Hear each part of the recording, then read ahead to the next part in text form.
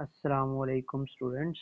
I hope आप सब ठीक होंगे। तो आज का हमारा टॉपिक है, हमने किसी भी एक पार्टिकल पे चार्ज मालूम करना है। कोई एक पार्टिकल है हमारे पास, हमने उस पार्टिकल पे ना चार्ज मालूम करना है with the help of oil droplet method. मतलब ऑयल का पार्टिकल है, उस पर हमने चार्ज मालूम करना है और मेथड जो है वो मिलीकेन्स का इस्तेमाल होगा। तो भाई उसके लिए सबसे पहले आपको पता होना चाहिए कि इसमें अप्रेटिस कौन कौन सा आता है, मतलब कंस्ट्रक्शन किस किस चीज़ की है। फिर इसके बाद उसकी वर्किंग की तरफ जाएंगे, फिर चार्ज का फार्मूला निकालेंगे, फिर रिजल्ट निकालेंगे। तो मिलीगन एक साइंटिस्ट था। 1909 में 1909 में उसने एक इंस्ट्रूमेंट बनाया जिसके ज़रिए हम चार्ज ना ज़्यादा एक्यूरेसी के ज़रिए मालूम कर सकते हैं।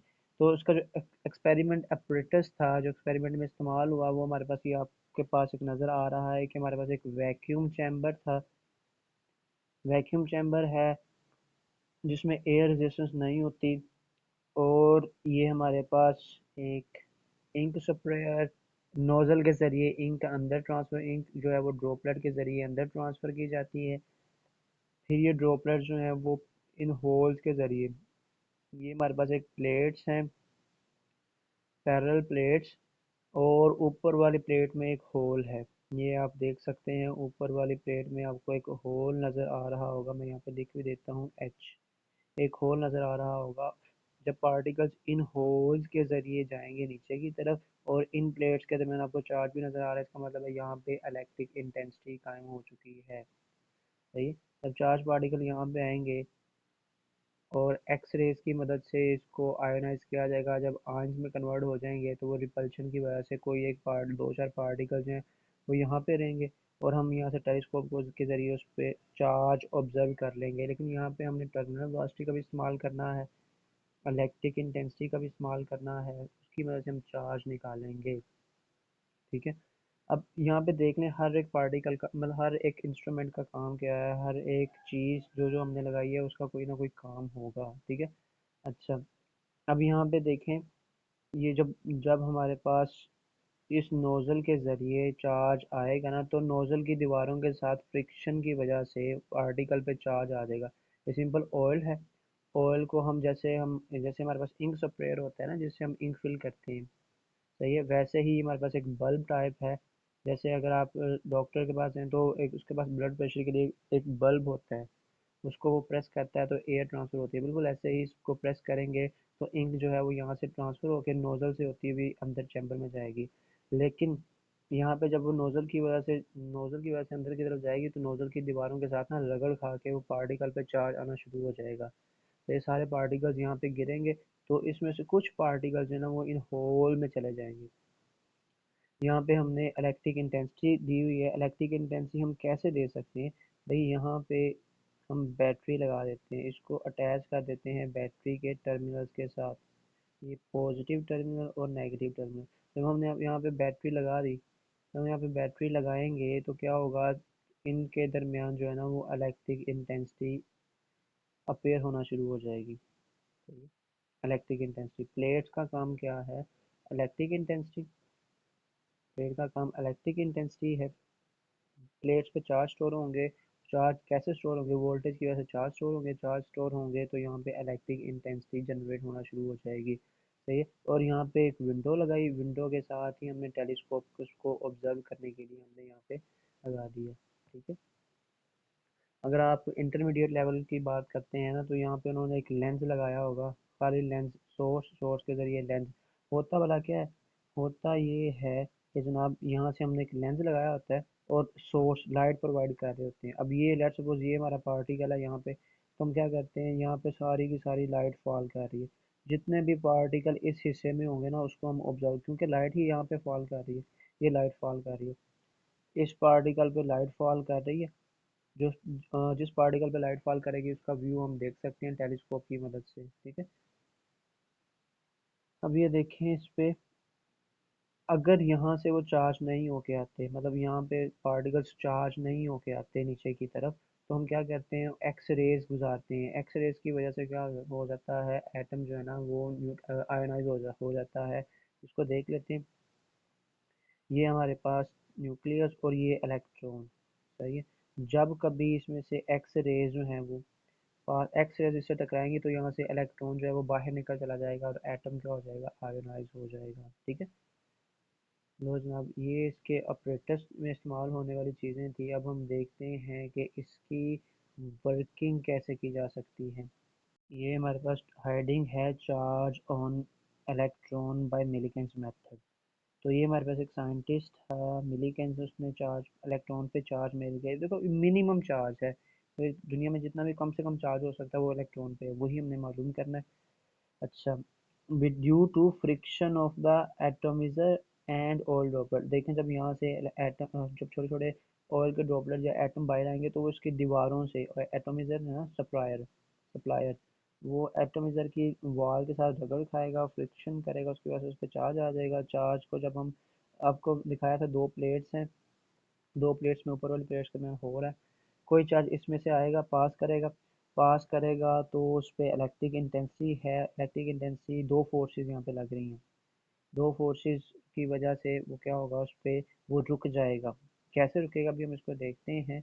यहाँ पे रुकेगा ये, इसको हम और यहाँ से ऑब्जर्व कर लेंगे, लेंस लगा के उस पर लाइट फॉल करवा रहे हैं, इसको ऑब्जर्व कर लेंगे तो उस पर चार्ज मालूम हम कर सकते हैं। तो भाई देखें कैसे हम चार्ज मालूम कर सकते हैं। देखें यहाँ पे एक पार्टिकल है, ये कोई एक पार्टिकल जब वो नीचे की तरफ आ रहा होता है ना, उस पर फोर्स लग रही होती है, फोर्स ऑफ ग्रेविटी। जब वो नीचे की तरफ आएगा तो उस पर फोर्स लगेगी, फोर्स ऑफ ग्रेविटी की वजह से वो नीचे की तरफ जा रहा है। ठीक है, फोर्स ऑफ ग्रेविटी की वजह से। लेकिन जैसे ही वो इस प्लेट में आएगा, प्लेट में, सही है, जैसे ही पार्टिकल जो है ना वो इस प्लेट के दरमियान आ जाएगा, अब उस पे दो फोर्सेस लग रही, दो फोर्सेस, एक तो भाई ग्रेविटेशनल फोर्स, दूसरा यहाँ पे इलेक्ट्रिक इंटेंसिटी की वजह से फोर्स लग रही होगी। सही है, दो फोर्सेस हैं, एक ग्रेविटेशनल फोर्स और दूसरा इलेक्ट्रिक इंटेंसिटी की वजह से फोर्स लग रही है, दो फोर्सेस। सही है। अच्छा, अब हम किसी एक इलेक्ट्रॉन पार्टिकल पे ना, अब देखें इलेक्ट्रॉन की हम बात करते हैं, कोई भी इलेक्ट्रॉन जो है वो यहाँ पे आएगा, ऊपर पॉजिटिव चार्ज है और नीचे नेगेटिव चार्ज। अब दो नेगेटिव चार्ज, दरमियान में भी नेगेटिव चार्ज, इलेक्ट्रॉन पे भी नेगेटिव चार्ज है, और यहाँ पे जो नीचे वाली प्लेट है यहाँ पे भी नेगेटिव चार्ज है। सही। तो क्या होगा, दो नेगेटिव चार्ज क्या करेंगे, रिपेल करना शुरू कर देंगे। अब एक चार्ज पार्टिकल रिपल्शन की वजह से वो नीचे की लेयर पे यहाँ पे आके नहीं टच कर रहा, वो कहीं ऊपर ही रुक जाएगा। जब ऊपर रुक गया इसका मतलब है दोनों फोर्सेस एक दूसरे के इक्वल हैं और अपोजिट हैं, मतलब इलेक्ट्रिक फोर्स और ग्रेविटेशनल फोर्स, दोनों फोर्स की वैल्यू क्या होगी, इक्वल होगी, लेकिन एक दूसरे के ऑपोजिट होगी, जिसकी वजह से वो रेस्ट में आ गया है। सही है। अगर वो ऊपर की तरफ जा रहा होता है इसका मतलब इलेक्ट्रिक फोर्स ज़्यादा है, अगर वो नीचे की तरफ आ रहा होता है इट्स मीन कि उसकी ग्रेविटेशनल फोर्स ज़्यादा है। अब पार्टिकल रेस्ट में आ गया ना, जब रेस्ट में आएगा इट्स मीन कि दोनों उस पर लगने वाली दोनों फोर्सेस क्या हैं, इक्वल। तो जब इक्वल हैं तो हमारे पास हम लिखेंगे F G is equal to F E. F E का फार्मूला हमारे पास इलेक्ट्रिक इंटेंसिटी से आ जाएगा, वो हमारे पास क्या होता है, वो फार्मूला हमारे पास होता है इलेक्ट्रिक इंटेंसिटी का, F E is equal to force बटा charge is equal to electric intensity. तो यहाँ से इलेक्ट्रिक इंटेंसिटी का फार्मूला, इलेक्ट्रिक फोर्स का फार्मूला आ जाएगा क्यू ई के बराबर। ये हमारे पास इलेक्ट्रिक इंटेंसिटी का फार्मूला आ गया, ये इलेक्ट्रिक इंटेंसिटी का फार्मूला है। और ग्रेविटेशनल फोर्स का फार्मूला हमें पता है, वो उसके मैथ के बराबर होता है, F G is equal to M D, gravitational force का फार्मूला। तो यहाँ पे हमने इन दोनों को इक्वल रख दिया, this is equation number one. हमें निकालना क्या है, बेसिकली यहाँ से हमने चार्ज निकालना है। तो ज़रा देखते हैं, थोड़ा सा इसकी मज़ीद डिटेल में जाने की कोशिश करते हैं। ये अब यहाँ से इलेक्ट्रिक इंटेंसिटी का फार्मूला हमने पोटेंशियल ग्रेडियंट के हिसाब से पढ़ा हुआ है कि rate of change of potential with respect to electric intensity. वो नेगेटिव का साइन डायरेक्शन शो करने के लिए होता है, तो यहाँ पे सिर्फ उसकी मैग्नीट्यूड है v बटा डी। तो यहाँ पे अब हमने e की जगह v बटा डी लिख दिया। तो यहाँ पे इक्वेशन को थोड़ा सा सिंप्लीफाई करने की कोशिश करते हैं। q as it is, e की जगह हमने लिख दिया v divided by d is equal to m g. अब ये d डिवाइड हो रहा है, उस तरफ जाके मल्टीप्लाई हो जाएगा, q किसके बराबर आ जाएगा, q is equal to m g, और d डिवाइड हो रहा है, इस तरफ आके मल्टीप्लाई हो जाएगा डिवाइडेड बाय v। तो ये हमारे पास चार्ज का फार्मूला आ गया। This is the formula for charge, but the problem is that कि हमें कुछ चीज़ों का नहीं पता। मैथ्स के इलेक्ट्रॉन पे जो मैथ्स है वो मतलब कैसे हम निकाल सकते हैं। तो इसके लिए हम थोड़ी सी ना आगे देखते हैं कि मैथ्स कैसे निकालेंगे, फिर उसका रेडियस, फिर कोई कैसा फार्मूला निकालेंगे जिससे हमें पता चल जाए कि उसका चार्ज कितना हो सकता है। ठीक है, अब देखें भाई यहाँ से, ये देखें डिटर्मिनेशन ऑफ मैथ्स। जब पार्टिकल जो है ना वो ऊपर से नीचे की तरफ आ रहा होता है, उस पर एक तो ग्रेविटेशनल फोर्स लग रही होती है, दूसरा एक फ्लूइड वाली फोर्स भी लग रही होती है, ड्रैग फोर्स। तो जनाब उसकी मदद से हम यहाँ पे ड्रैग फोर्स की मदद से हम उसका निकालेंगे मैथ। अब अपवर्ड फोर्स थी वो ड्रैग फोर्स, अब जो ऊपर की तरफ लग रही होती है, यानी कि जो मोशन के ऑपोजिट लग रही होती है, ग्रेविटी के अगेंस्ट लग रही होती है, drag force 6 pi eta r v, उसका मैथ होता है एम जी। तो यहाँ से मैथ किसके बराबर आ गया, 6 pi eta r we T. अच्छा, ईटा क्या होता है, कोफिशिएंट ऑफ विस्कोसिटी, मतलब जिस फ्लूइड में मूव कर रहा होता है उसकी विस्कोसिटी का कोफिशिएंट होता है। विस्कोसिटी इंटरनल फ्रिक्शनल इफेक्ट होती है डिफरेंट लेयर्स के दरमियान। R, radius of that particle which is moving through a fluid. Okay, Vt, when particle is at rest or is moving with uniform velocity, it's mean there is no net force. तब जो constant velocity होती है, net force का मतलब है या particle rest पे होता है या कांस्टेंट वेलोसिटी से मूव कर रहा होता है, so that constant velocity is called terminal velocity. जो फ्लूइड डाउनवर्ड मूव कर रहा होता है उसकी जो कांस्टेंट वेलोसिटी होती है उसको टर्मिनल वेलोसिटी कहते हैं। अच्छा, अब ये देखें, ये हमारे पास एफ डी ऊपर की तरफ है और एम जी नीचे की तरफ है। तो ये टर्मिनल वेलोसिटी हम मालूम कर सकते हैं, कैसे मालूम कर सकते हैं अभी देखते हैं। लो जी, अब इस फार्मूले में हमने 6 पाई ये कांस्टेंट है, ग्रेविटेशनल जी, ग्रेविटेशनल एक्सेलरेशन ये भी कांस्टेंट है, आर ये हमने चेक करना है, और वी टी हमने चेक करना है, और ईटा जो होता है वो फ्लूइड का होता है, जिस भी फ्लूइड में मूव कर रहे होते हैं उसका कोफिशिएंट होता है, उसकी विस्कोसिटी का कोफिशिएंट होता है। टर्मिनल वेलोसिटी कैसे मालूम कर सकते हैं भाई, जब हम ग्रेविटेशनल फोर्स को मतलब ये इलेक्ट्रिक फोर्स को हटाते हैं, इलेक्ट्रिक फोर्स को हटाएंगे तो वो नीचे की तरफ डाउनवर्ड मूव करना शुरू कर देगा। आपको पता है जब वो डाउनवर्ड मूव करेगा तो उसकी स्पीड आहिस्ता आहिस्ता क्या होती जाएगी, ज़्यादा होती चली जाएगी। जब ज़्यादा उसकी स्पीड ज़्यादा होती चली जाएगी तो ड्रैग फोर्स भी क्या होती जाएगी, ज़्यादा। फिर एक ऐसा टाइम भी आएगा कि उसके पार्टिकल की ड्रैग फोर्स इतनी ज़्यादा हो जाएगी, पार्टिकल की ड्रैग फोर्स इतनी ज़्यादा हो जाएगी कि वो हमें ऐसा लगेगा कि वो एयर में ही सस्पेंड है, कि उसका नेट फोर्स जीरो हो जाएगी, उसका वेट और ड्रैग फोर्स दोनों इक्वल हो जाएंगे। टर्मिनल वेलोसिटी कैसे मालूम कर सकते हैं, question is that, stop watch की मदद से। मतलब लेट्स सपोज पार्टिकल एक हमारे पास यहाँ से हमने उसको छोड़ा, ये एक पॉइंट है जब हमने ऑफ किया, उसकी इलेक्ट्रिक इंटेंसिटी ऑफ की, वो नीचे की तरफ आना शुरू हो गया।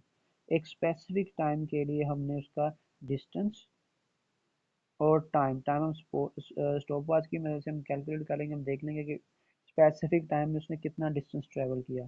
तो यहाँ से हम उसकी वेलोसिटी मालूम कर सकते हैं, एस डिवाइडेड बाई टी के ज़रिए उसकी वेलोसिटी मालूम कर सकते हैं, टर्मिनल वेलोसिटी मालूम कर सकते हैं। ठीक है, टर्मिनल वेलोसिटी जब वो आहिस्ता से कांस्टेंट मूव करना शुरू हो जाएगा ना, तब हम उसका स्टॉप वॉच की मदद से उसकी वही वेलोसिटी मालूम कर लेंगे, टर्मिनल वेलोसिटी भी आ गई। अब मसला रह गया सिर्फ और सिर्फ रेडियस का। रेडियस निकालेंगे, रेडियस को इस मैथ में पुट करेंगे, मैथ आ जाएगा, मैथ को इस इक्वेशन नंबर 2 में पुट करेंगे, हमारे पास चार्ज आ जाएगा। तो मैथ निकालेंगे in terms of radius, as we know कि जो स्टोक्स लॉ है, ये 6 पाई ईटा जो हमने सारी ये गेम चलाई है, ये सिर्फ और सिर्फ स्फेरिकल पार्टिकल के लिए होती है। और स्फेरिकल पार्टिकल का वॉल्यूम जो होता है 4/3 पाई आर क्यूब, और डेंसिटी मैथ बटा वॉल्यूम के बराबर, और वॉल्यूम किसके बराबर होता है, 4/3 पाई आर क्यूब। तो मैथ, ये हमारे पास एक स्टेप एक्स्ट्रा है, वो ये है कि जनाब जो मैथ हो जाएगा वो किसके बराबर आ जाएगा, डेंसिटी मल्टीप्लाई बाय वॉल्यूम। तो यहाँ पे हम क्या करेंगे, वॉल्यूम की वैल्यू पुट कर देंगे, तो density as it is volume 4/3 pi r cube, ये हमारे पास आ गया। तो एक मैथ हमारे पास ऊपर से आ रहा है 6 pi eta r we into जी, और एक मैथ हमारे पास ये आ गया 4/3 पाई आर क्यूब, ये हमारे पास आ गया। इसको हम जब सोल्व करते हैं तो जनाब कैंसलाइज हो जाएगा, आर जो है वो ख़त्म होके आर स्क्वेयर हो जाएगा, 6 पाई, पाई कैंसिल होके पाई से ख़त्म हो जाएगा, और ये 2 से हम इसको डिवाइड करते हैं दोनों तरफ से, तो 2 2 ज़ार 4, 2 3 ज़ार 6, हमारे पास इक्वेशन क्या बनती है 3 ईटा वी टी, और राइट साइड पे 2/3 r² 10c × g। तो यहाँ से r² अगर हम निकालना चाहें r², तो ये रो और डेंसिटी उस तरफ जाके डिवाइड हो जाएंगे, 2 भी उस तरफ जाके डिवाइड हो जाएगा, 3 उस तरफ जाके मल्टीप्लाई हो जाएगा, 9 ईटा वी टी/2 रो जी²। यहाँ से स्क्वायर रूट ले लेंगे तो हमारे पास ये आ गया डेंसिटी। टर्मिनल राशि आपको पता हम कैसे मालूम कर सकते हैं, इस रेडियस को जब हम इक्वेशन नंबर 3 में पुट करेंगे हमारे पास मैथ आ जाएगा, और इस मैथ को जब हम यहाँ पे इक्वेशन नंबर 2 में पुट करेंगे तो हमारे पास चार्ज आ जाएगा। तो इसका रिजल्ट ये था कि जो चार्ज है ना, चार्ज ये मिनिमम चार्ज के मल्टीपल होता है। जैसे हमारे पास 100 रुपये हैं, वो 1 रुपये को मल्टीप्लाई करते हैं 100 के साथ, 100 रुपीज़ हो जाती है ना। बिल्कुल इसी तरह जब हम हमारे पास जितने भी चार्ज है ना, वो मतलब आप ये समझ लें चार्ज का ये छोटा सा यूनिट है, जितने भी चार्ज ना वो इससे मल्टीप्लाई होते हैं, इससे सारे क्या होते हैं मल्टीप्लाई, और एन की वैल्यू, एन इंटेग्रल मल्टीपल है वो 1 2 3 4 मतलब हो सकते हैं, डेसिमल में भी नहीं हो सकता। ये मैंने आपको फर्स्ट लेक्चर में बताया था, चार्जेस आर क्वांटाइज्ड, तो मतलब ही यही होता है कि ये डेसिमल में नहीं हो सकते, और यही जो छोटा सा चार्ज है ना, यही इलेक्ट्रिसिटी का मिनिमम चार्ज हो सकता है। सही है। तो जनाब हमारा ये टॉपिक ख़त्म हो गया, इंशाल्लाह अगले लेक्चर में हम अगले टॉपिक के साथ आएंगे। तब तक अपना ख्याल रखिएगा। अल्लाह हाफिज़।